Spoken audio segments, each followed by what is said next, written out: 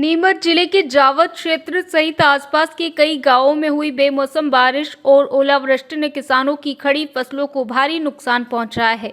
दड़ोली, मांडा, झिरमिर, महेंद्री, जनकपुर, चड़ोल और सकतपुरिया क्षेत्र में तेज बारिश और बड़े ओले गिरने से गेहूं, धनिया, अफीम, चना, रायड़ा और संतरा सहित कई फसलें बुरी तरह प्रभावित हुई है। इससे किसानों के सामने आर्थिक संकट खड़ा हो गया है। प्रभावित किसानों का कहना है कि जनकपुर क्षेत्र में संतरे की फसल लगभग पूरी तरह नष्ट हो चुकी है।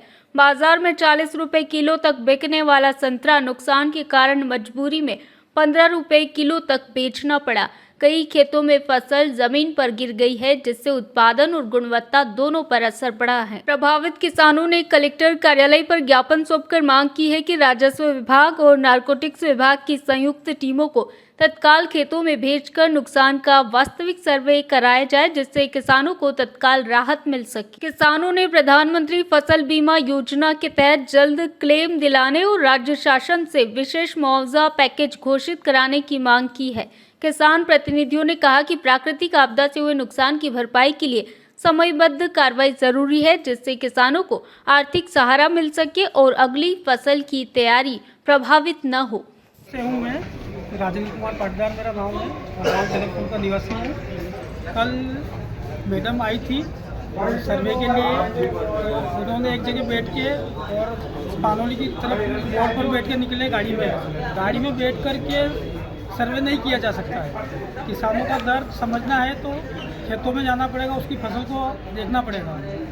नुकसान हुआ है, अफीम की फसल में हुआ है, गेहूँ सो गए हैं, धनिया में नुकसान है, अलसी में नुकसान है, चिया सीड जो बोलते हैं वो पूरा ऊपर वो लेट गया है, ज़मीन पे सो गया है, फसलों में नुकसान है। क्या चाहता है किसानों को? मुआवजा दे, सर्वे करे प्रशासन से और शासन से। शासन द्वारा अभी जो सर्वे किया जा रहा है उससे संतुष्ट नहीं है क्या आप? किस प्रकार के सर्वे बोल रहे हैं? सर्वे तो क्या संतुष्ट नहीं है ना। कल जैसे आके मैडम गई तो केवल गाड़ी में बैठ के रोड से गाड़ी में बैठ के निकल गई, तो ऐसे सर्वे नहीं हो सकता है। क्या नाम है आपका? राजेंद्र कुमार पाटीदार।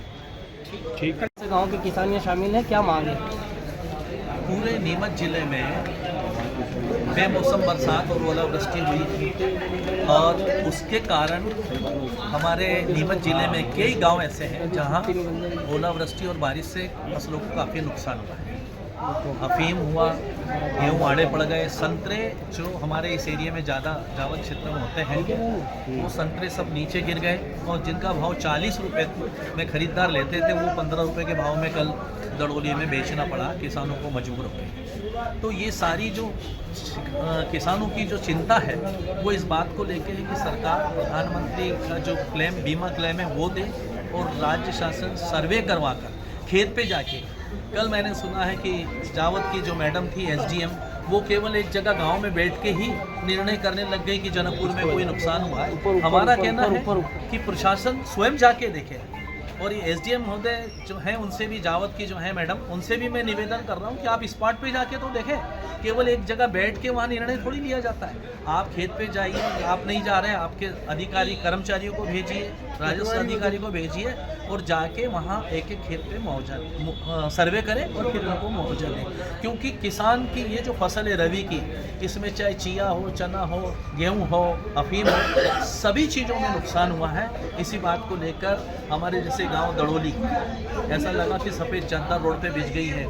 झिरमिर हुआ, मांडा हुआ, सकतपुरिया हुआ, चलो ये सारे जो गांव हैं इन सब में नुकसान हुआ है। और नीमच में भी आपने देखा कल भी किसानों ने सबका काम किया है। किसान अपने हक की बात कर रहा है तो प्रशासन को चाहिए।